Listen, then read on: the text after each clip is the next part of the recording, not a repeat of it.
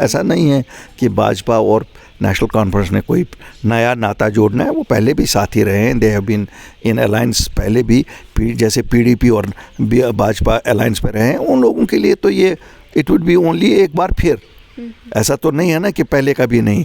It is not there, it would not be first time और it would be no surprise कि भाजपा और national conference इकट्ठे हो जाएं। या आदाब, गुलाम नबी आज़ाद ने अपनी पार्टी लॉन्च की। अपनी पार्टी की तश्कील करने से पहले और कांग्रेस छोड़ने के फ़ौरन बाद ही कश्मीर के एक लीडर्स ने एक बयान दिया जिसमें उन्होंने कहा कि 370 के ख़िलाफ़ पार्लियामेंट में उन्होंने वोट दिया। अभी हमारे साथ है जम्मू कश्मीर के अपनी पार्टी के सदर सईद अल्ताफ़ बुखारी। अल्ताफ़ साहब, बहुत बहुत शुक्रिया अपना वक्त देने के लिए। आदाब निदा।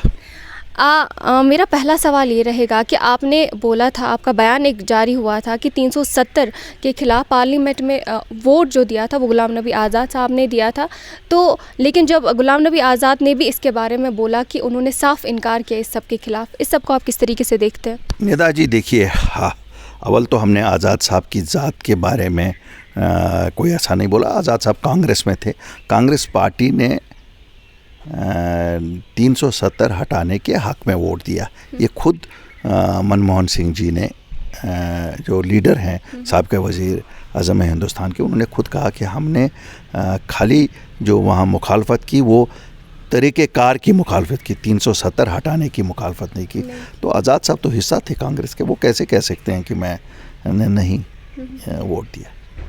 जितने भी यहाँ के पॉलिटिकल लीडर्स हैं उन्होंने जब से आज़ाद साहब ने अपनी पार्टी की तश्कील की है, किसी ने भी उनके ख़िलाफ़ कोई बयान नहीं दिया ख़ास कोई, लेकिन जब से उन्होंने दिया आपने बहुत सारे बयान उनके ख़िलाफ़ दिए। क्या वजह है इस बात की? क्या आपको लगता है कि आपकी पार्टी के लीडर्स कोई वहाँ जाएंगे? देखिए, हमने कोई भी बयान उनके ख़िलाफ़ नहीं दिया, हम उनकी ज़ात के ख़िलाफ़ नहीं है।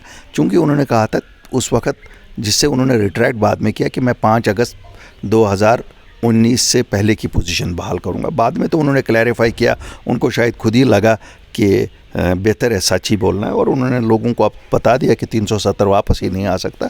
तो ऐसी बात नहीं, हमारी कोई पर्सनल जंग किसी के साथ नहीं है, नंबर 1। नंबर 2, किसी लीडर का जाना और आना ये एक मामूल है सियासत में, और अल्लाह के फजल से हमारी जमात से जो साथी हमारे साथ हैं, मुझे नहीं लगता है कि ऐसा कोई डिससेटिस्फाइड है कि वो किसी नई जमात में अभी जाने की सोच रहा हो। 5 अगस्त 2019 के बाद ऐसे दावे किए गए कि यहाँ पर अमन रहेगा, लेकिन आपने आज भी देखा होगा कि एक बैंक मैनेजर पे हमला किया गया। कल के हमले की बात करें तो जहाँ दावे कुछ और किए गए और ज़मीनी सतह पर कुछ और दिखाए जा रहे, उस सब के बारे में। जी, मैं एक चीज़ से इत्तेफाक नहीं करता हूँ, ये हमले तो चलते ही रहेंगे, लेकिन जो हम 5 अगस्त से पहले की पोजीशन देखते हैं, आए दिन यहाँ हड़ताल होते थे, आए दिन यहाँ कहीं पे पैलेट चलाए जाते थे, कहीं पे गोलियां चलती थी, लोग अंधे होते थे, उसमें काफ़ी फ़र्क आ गया है। मैं अगर आंकड़ों के हिसाब से बोलूं तो हम कह सकते हैं 95% 2019 5 अगस्त से पहले और आज में फ़र्क है। बहुत सारे पॉलिटिकल लीडर्स ने ये स्टेटमेंट दिया था कि जब तक स्टेटहुड वापस नहीं आएगा वो इलेक्शंस में नहीं उतरेंगे। अभी फ़िलहाल कुछ इलेक्शन सीन का तो नहीं दिख रहा है। आपको क्या लगता है कि क्या पहले इलेक्शंस होने चाहिए, पहले स्टेटहुड? देखिए, 2 चीज़ें हैं। स्टेटहुड की मांग मुझे लगता है प्रमुख मांग है हमारी जमात की। 3 ही मांगें थी, 2 तो हमने पूरी कर दी हैं, जो आज सब जमातें कह रही हैं। आज ये तो हम ही लोग थे जो उन्होंने ये शुरुआत की, और 2 चीज़ें तो हमने प्रोटेक्शन ऑफ जॉब्स और प्रोटेक्शन ऑफ लैंड तो लाया। स्टेटहुड पे भी हम ही लोग काम कर रहे हैं। मांगने से ही नहीं मिलेगी, काम भी करना पड़ता है लोगों की लेवल पे, एडमिनिस्ट्रेटिव लेवल पे, फिर पॉलिटिकल लेवल पे, हम हर एक लेवल पे काम कर रहे हैं। इंशाल्लाह हमें उम्मीद है वो भी बहुत जल्द बहाल की जाएगी। हैविंग सेड दैट, लोग चाहते हैं कि हुकूमत जल्दी बने, कोई डेमोक्रेटिक इलेक्शंस हों जहां उनको अपनी सरकार हो, तो हम उसमें कोई भी बाधा डालने में यकीन नहीं रखते। इलेक्शन से पहले हो जाए, इलेक्शन से बाद में हो जाए, हमारा तो मतलब है कि लोगों को डेमोक्रेसी भी चाहिए, अपनी सरकार भी चाहिए, स्टेटहुड भी चाहिए। जो भी 2 में से पहले हो जाएगा, दोनों वुड बी वेलकम।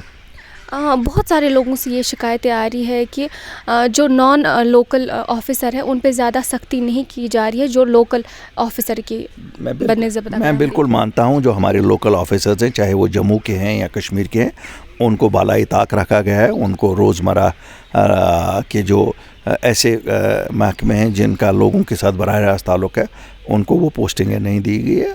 और मुझे यकीन है कि गवर्नर इंतज़ामिया इसकी तरफ ख़ास ख्याल रखेंगे कि जिस वक्त भी अब एडमिनिस्ट्रेटिव रिशफल होगा, our local officers are talented both from Jammu as well as Kashmir.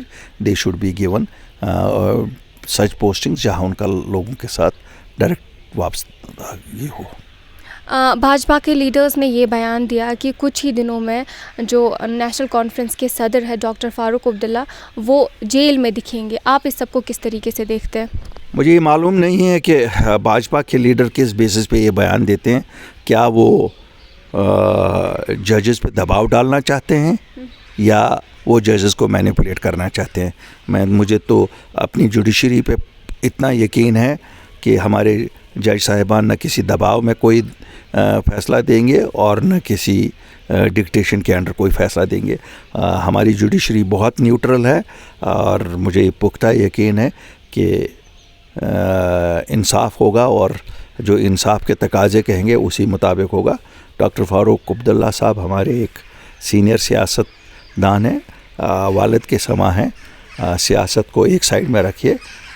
ऐसे बयान उनके तई किसी भी लीडर किसी भी जमात से आए तो ये निंदा के काबिल है। मेरा आखिरी सवाल अल्ताफ़ साहब आपसे ये रहेगा कि बहुत सारी ऐसी अफवाहें आ रही है कि भाजपा और एनसी के दरमियान जो दूरियां हैं वो ख़त्म हो रही है। कभी भाजपा के जो यूटी के प्रेसिडेंट हैं वो उमर साहब की तारीफ़ करते हैं या कभी उमर साहब उनकी तारीफ़ करते हैं, तो आप इस सब को किस तरीके से देखते हैं? निदा, मैं आपके किस सवाल का जवाब दूँ? इससे पहले आपने सवाल पूछा कि ये अफवाहें है ना। नहीं, सुनील शर्मा साहब ने ये कहा कि डॉक्टर फारूक अब्दुल्ला साहब को गिरफ़्तार किया जा रहा है। क्या वो मैं सच मानूं कि भाजपा वो करवा रही है या इसको सच मानूं कि वो दूरियां? बहरहाल सियासत में कुछ भी पॉसिबल है। ऐसा नहीं है कि भाजपा और नेशनल कॉन्फ्रेंस ने कोई नया नाता जोड़ना है। वो पहले भी साथी रहे हैं। They have been in alliance पहले भी, जैसे पीडीपी और भाजपा अलायंस पे रहे हैं। उन लोगों के लिए तो ये इट वुड बी ओनली एक बार फिर। ऐसा तो नहीं है ना कि पहले कभी नहीं। It is not there, it would not be first time और it would be no surprise कि भाजपा और नेशनल कॉन्फ्रेंस इकट्ठे हो जाएं या भाजपा और पीडीपी इकट्ठे हो जाएं। वो तो कांग्रेस के साथ भी मिल सकते हैं, ये अपने नेशनल कॉन्फ्रेंस पीडीपी वाले या भाजपा के, दोनों मिले हैं दोनों जमातों के साथ। इसलिए कोई सरप्राइज़ नहीं और सियासत में कुछ भी पॉसिबल है। शुक्रिया हमारे से बात करने के लिए। ये थे हमारे साथ अपनी पार्टी के सदर सईद अल्ताफ़ बुखारी साहब। फ़िलहाल के लिए इतना ही, आप दीजिए इजाज़त। मैं निदा सादिक, श्रीनगर से स्ट्रेट लाइन के लिए।